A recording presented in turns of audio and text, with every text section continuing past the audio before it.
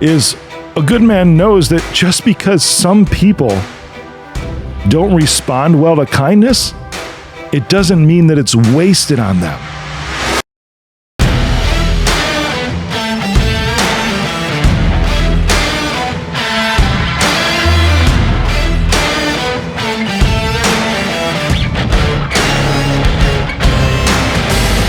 What's shakin'? Welcome back to All In. Today's going to be an interesting topic that we're going to cover. It's something that's actually pretty near and dear to my heart because there's this like rage inside of me that comes up when I start to see a man mistreating a woman or just a man being a dickhole to begin with. Okay, so today I want to talk to you about some things about what I feel a good man is. So men, listen up on this one, because these could be things that could help you grow, maybe help you get past some things in your life, because it might not even be where you're intentionally doing some of these things. And women, also please listen in, because this might help you identify whether you're with a good guy or not, or whether you're curious about if this really is a good man that you might want to be with, or whatever your perspective you're looking at this from. Because here's the thing, there are good men out there. And you know what? There's a lot of them. There's a lot of good men that are out there. There's not just one or two, and thinking that you're never going to find a good one, or thinking that you're never going to be a good one. You probably are a pretty good one already, and you might even be with a good one already, but maybe not. And we'll dive into a lot of that today. So what constitutes a good man? You know, strong in character, you know, able to provide all those things. But let's go into some things that I like so much to talk about, which comes down to like emotional intelligence. That's really what I'm talking about when it comes to being a good man. Emotional intelligence, emotionally present. You know, men that are like retract, they're like that want to be macho and hide their emotions. I'm sorry, that's not a good man. That's somebody who's trying to be somebody that they're not. But at the same time, you want a man who is strong in conviction that can forge a path forward. So there's a couple things I'm going to give you as far as what I see that are traits of a good man, and we'll talk about them today. There's one thing in particular that we'll start with this as far as emotional intelligence goes.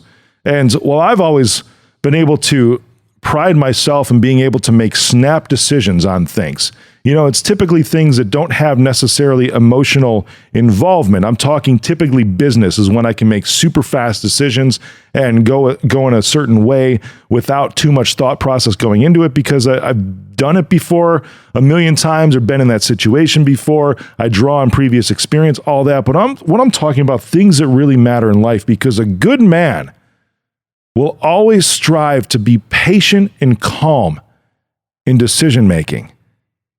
You can be fast and still calm. You can be fast and actually still be patient in some ways if you're drawing on previous experience. But a good man strives to be, they strive to be patient and calm in decision making, because they understand that decisions that are made in like a moment of impulse, especially when it comes to like emotional vulnerability or emotional times, that's when bad decisions happen.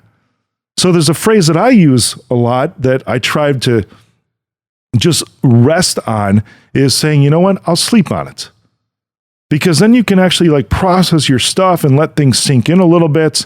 And even if you made a decision today and then you slept on it and then something else tomorrow comes up and you're like, you know what, maybe I slept on it and now I changed my mind, also okay.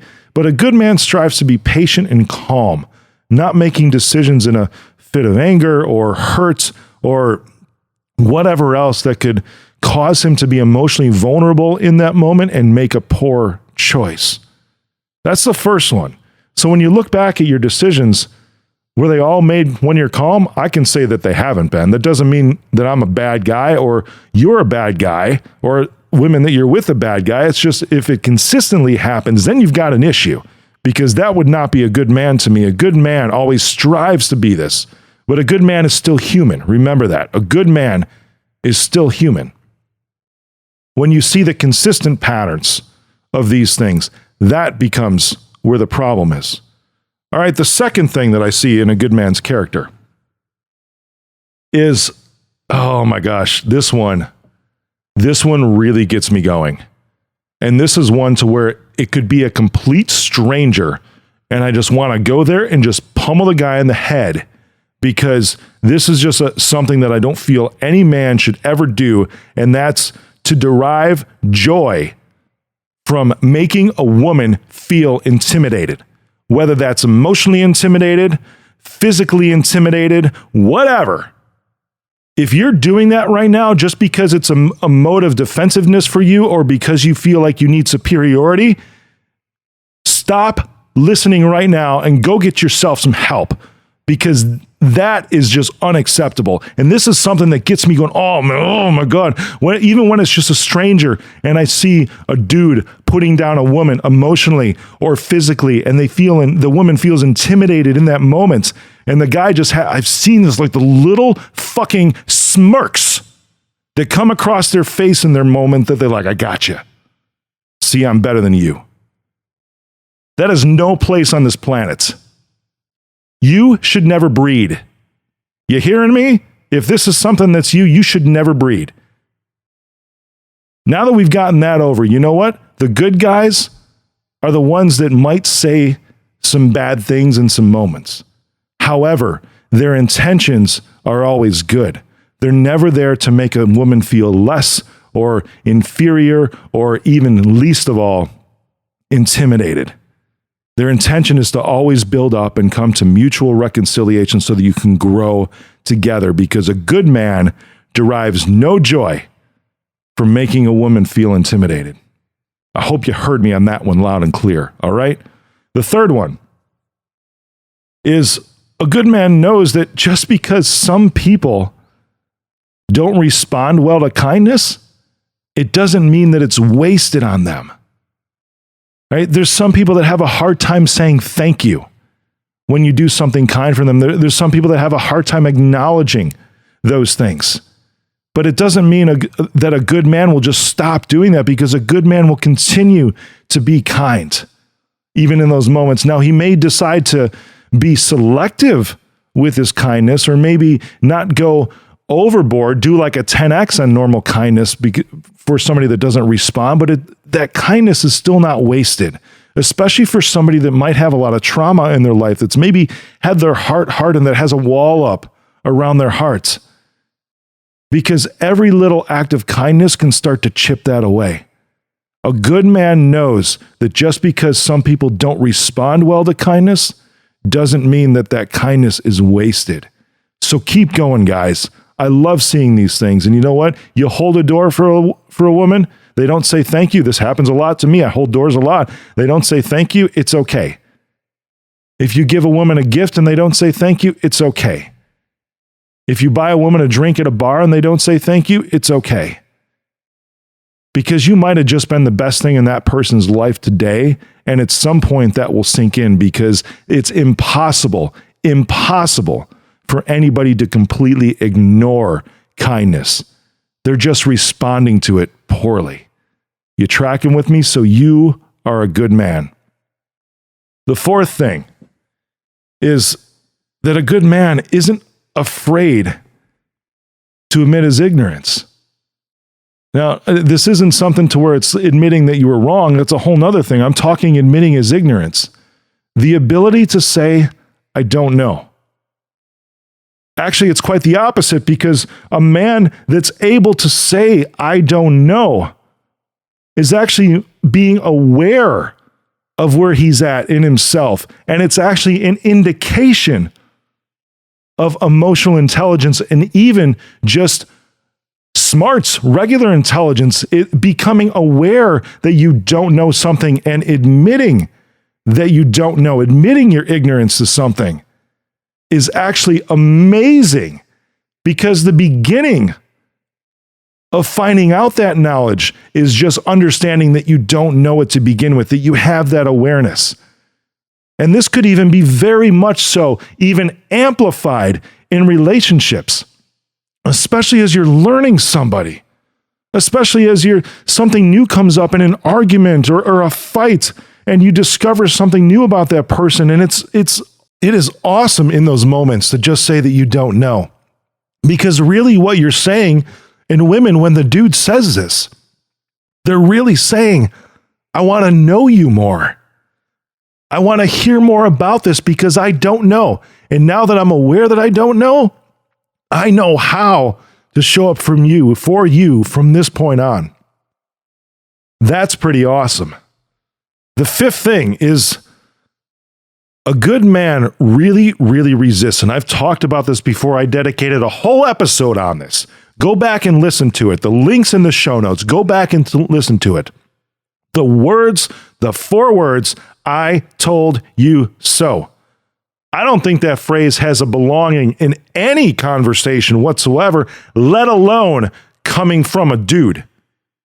A good man will never, ever use those words, even when he's proven correct. Because it doesn't matter. Go back and listen to the episode. Why does it matter? What's so important about being able to tell that person and just pound it in that you were right in that scenario? That's stupid. Who cares? Because you can both use that moment as a pivot point in order to move forward and have the knowledge now. Imagine like with the previous one, when a dude said, I don't know. If he doesn't know, then he could have been wrong, right? Women, imagine telling a dude every single time, well, I told you so. How would that beat him down? So if you've got a guy that's able to say first, I don't know, and also never says, I told you so, that's a good dude. That's a really, really good dude. Oh man, that's incredible.